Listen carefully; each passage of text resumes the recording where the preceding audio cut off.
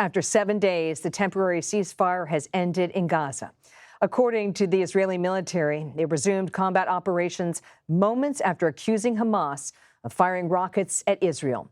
The IDF says it hit over 200 targets in the Gaza Strip on Friday.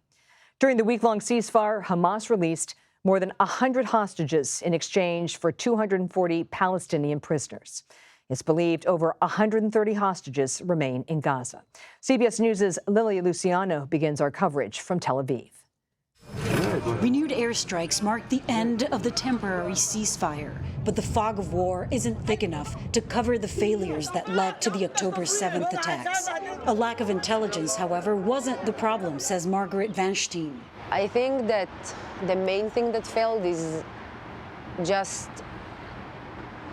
the fact that they didn't listen to us. She's part of a unit of female soldiers who surveilled the Gaza side of the border. 6 months before the attack, she noticed and reported unusual activity. We saw a lot of people that coming to the fence and checking the fence and trying to damage the fence and take parts of it. And that wasn't normal? It wasn't normal at all. It's unusual. And especially when it happens so regularly, like every day, every week, couple of times a day. They tested our reaction all the time. They came and then went near, far, like they played with us all the time. She says her team reported the activity up the chain repeatedly. They didn't take anything seriously. They always thought that Hamas is less powerful than what they actually are. They underestimated Hamas and people like you. And people like me, yes. That everything that I say isn't, I exaggerate things. Why do you suppose that is? I think it mostly because we are the simple soldiers. You mean lower level? Lower level, yes. Among the first slaughtered by Hamas on October 7th were 15 of Margaret's friends, as she calls it, simple soldiers from her unit.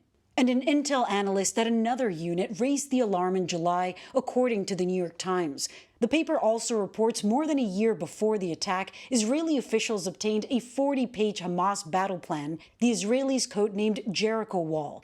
A plan the New York Times wrote Hamas followed with shocking precision, triggering fighting that restarted today after a week-long truce. Here in Sderot, just about 1.5 miles east of the border with Gaza, we have been seeing many military vehicles. We're hearing the jets and also watching some of the smoke from those Israeli airstrikes as they hit Gaza. Just in this first day, the renewed air assault killed close to 200 people, according to the Hamas-run Gaza Health Ministry. Omar Harous, searching for his family in despair, said, "We seek martyrdom. This is what we want. May Allah bring his vengeance upon you. We are not afraid of you." Lilia Luciano joins us from Tel Aviv. Lilia, how are American hostages? How many are left, and what are the chances that they could be brought home?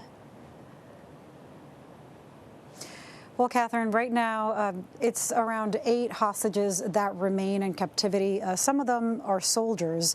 We actually talked to the family of one of the hostages who was taken from his base. He's American, dual citizenship. His family understands that as a soldier, he was kind of last in the list of people to be released, but they don't lose hope.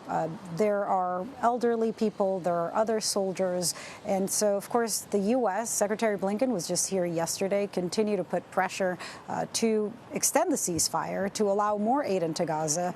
Of course, that did not work out today as the ceasefire ended, as the fighting resumed, and of course, now families here are concerned that the hostages that are still in Gaza, approximately 136, according to Israel, could be in danger. Earlier this week, we learned from Hamas, as Hamas reported, that a family, the Bibas family, which includes a 4-year-old and a 10-month-old baby, along with their mother, had been killed.